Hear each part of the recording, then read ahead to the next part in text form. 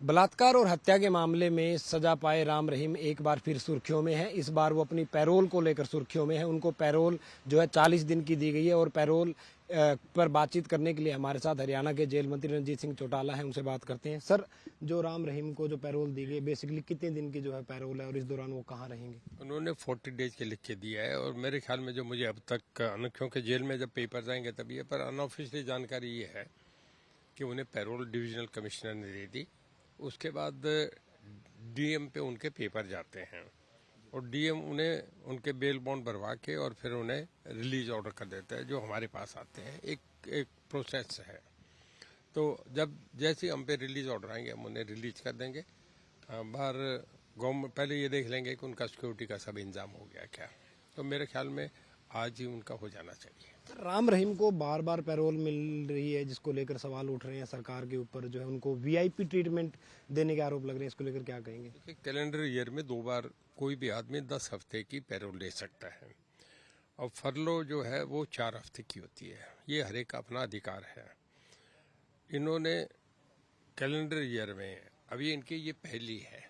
पहले वाली तो पिछले साल में चली गई, वो कब लें, अब ये लें फिर अगले नवंबर में लें, तो हमारा इससे कोई लेना देना नहीं। अब नए साल में उनकी जो मार्च टू मार्च नया शुरू हो जाता है, उसमें फिर इस साल उन्होंने मांगी है, हमने उन्हें दे दी। हमने उन्हें लिख के उनकी एप्लीकेशन भेज दी। कॉम्पिटेंट अथॉरिटी डिविजनल कमिश्नर है या कोर्ट्स होते हैं, उन्होंने कर दिया। डीएम उनके बेल बॉन्ड भरवा के रिलीज ऑर्डर में भेजेंगे। जब रिलीज ऑर्डर आ जाएंगे तो जेल का काम उसे रिलीज करना है, हम उसे करेंगे। कोर्ट ऑर्डर है।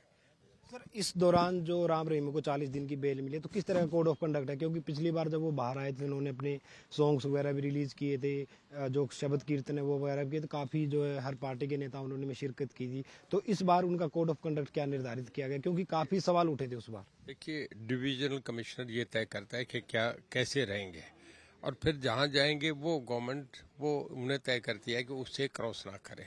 उसमें जेल का काम हमारा खाली जब कोई आदमी के जेल की सजा होती है, चाहे वो हाई कोर्ट से हो सेशन जज से हो, तो लिख के भेजते हैं कि इतने साल इतने महीने और इतने दिन के लिए आपके पास फला फला आदमी उसे सजा दे दी, जेल में रहेगा। हमें उसको देखना होता है कि वो अंदर ठीक से रहे, किसी को डिस्टर्ब नहीं करे, उसे ठीक खाना मिले, उसकी सेहत का ध्यान रखें, उसकी जब मेल मुलाकात का समय वो करवा दें। जब उसकी एप्लीकेशन सजा टाइम अपना काट ले, उसके बाद जब उसका ये हो जाए कि वो फरलो पे या पैरोल पे जा सकता है तो उसके पेपर आए तो हम मूव करते हैं, उसका फंडामेंटल राइट है। और जब वो काट के वापस आ जाता है तो फिर हम जेल पे ले लेते हैं। हमारा इससे दूसरा काम नहीं, हम कोई कोर्ट नहीं, हमारा खाल जेल में उसकी वो देखने का है। सर, अगर राम रहीम की बात करें तो बताया जाता है कि इस बार राम रहीम ने जो उनका 24 जनवरी को हर साल एक समागम होता है उसके लिए मांगा गया। जबकि अगर राम रहीम के अगर अमितीत की बात करें तो यौन शोषण के मामले में उनको जो उम्र कैद हुई है, एक हत्या के मामले में, पत्रकार के मामले में उनको सजा हुई, तो एक हार्डकोर क्रिमिनल के लिए क्या समागम इतना इंपॉर्टेंट हो सकता है कि उसको दिया जाए? ठीक है, घर में परिवार में कोई डेथ है, कोई इस तरह का इमरजेंसी होती है तो दी जानी चाहिए, लेकिन क्या सर समागम जैसे कार्यक्रम के लिए भी पैरोल मिलनी चाहिए? देखिए, ये हम नहीं तय करते। मैंने आपसे बताया ना, जेल का ये काम नहीं है, ये कोर्ट डिसाइड करता है। हमारा काम खाली उसे अंदर कस्टडी में रखना है, जब ऑर्डर आ जाए उसे रिलीज करने का होता है। इसमें हम नहीं डिसाइड करते, ये जो कॉम्पिटेंट अथॉरिटी है तो वो डिसाइड करती है कि इसको कितनी छूट मिलेगी, कैसे मिलेगी, किस तरीके से रखा जाएगा। ये मेरे ख्याल में आप प्रॉपर उन्हीं से पूछें तो ठीक रिप्लाई करेंगे। सर, एक जेल मंत्री होने के नाते क्या आप मानते हैं कि जो पैरोल के या फरलो के जो भी नियम हैं उनमें बदलाव होना चाहिए? क्योंकि बहुत सारे लोग हैं जो लंबी सजा काटते हैं लेकिन उनको फरलो या पैरोल नहीं मिल पाती। हमारे पे जब जेल में कोई आदमी आता है हम उसका कंडक्ट देखते हैं कि कंडक्ट कैसा है। हमारे पास तो केवल ये एक ही सिफारिश है, जब आदमी वो जब राम रहीम हमारे पास आते हैं तो वो आने के बाद बहुत अच्छी तरीके से कोऑपरेट करते हैं। अंदर आके जैसे एयरपोर्ट पे हाथ उठा के वो करते हैं, हमारे कहते हैं नहीं पुलिस कस्टडी में आप चलो चलो कोई दिक्कत नहीं। कहते हैं नहीं नहीं, आपके अपने नियम है वो करवाओ, उसे फॉलो अप करो, मैं कोऑपरेट करूँगा। अंदर जहाँ रहते हैं किसी कैदी को डिस्टर्ब नहीं करा। दूसरों से भी दाएं बाएं पूछते हैं, कहते बाबा ठीक है, अपने फुल उसमें क्यारी में, खोदी में, सब्जी उगाने में इसमें लगे रहते हैं, वो अपने काम में मस्त रहते हैं, किसी को डिस्टर्ब नहीं करते।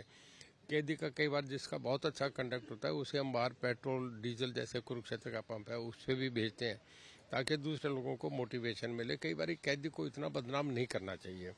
देखिए, बाहर जब आदमी कोई छूट के जाता है, जब बाहर आपने नौकर रखना, पता लगे जेल से छूट गया तो उसे कोई रखता नहीं।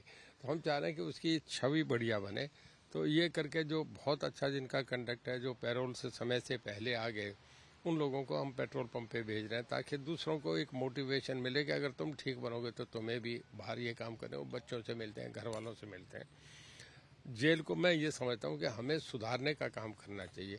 हार्ड क्रिमिनल तो 1% आधा % हो गए। सारे जेल में हमारे पास 24-25 हज़ार आदमी हैं। अगर हार्ड क्रिमिनल गिने तो मैं समझता हूँ ये 300 भी नहीं है, तो 1% भी नहीं है।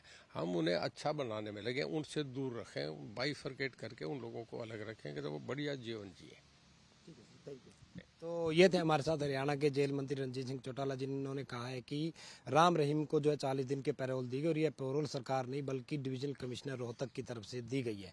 बहरहाल देखने वाली बात ये होगी कि अपने उत्तर प्रदेश के प्रवास के दौरान राम रहीम क्या पिछली बार की तरह जो है वो समागम करते हैं, भजन कीर्तन करते हैं और क्या उसमें कितने लोग शामिल होते हैं।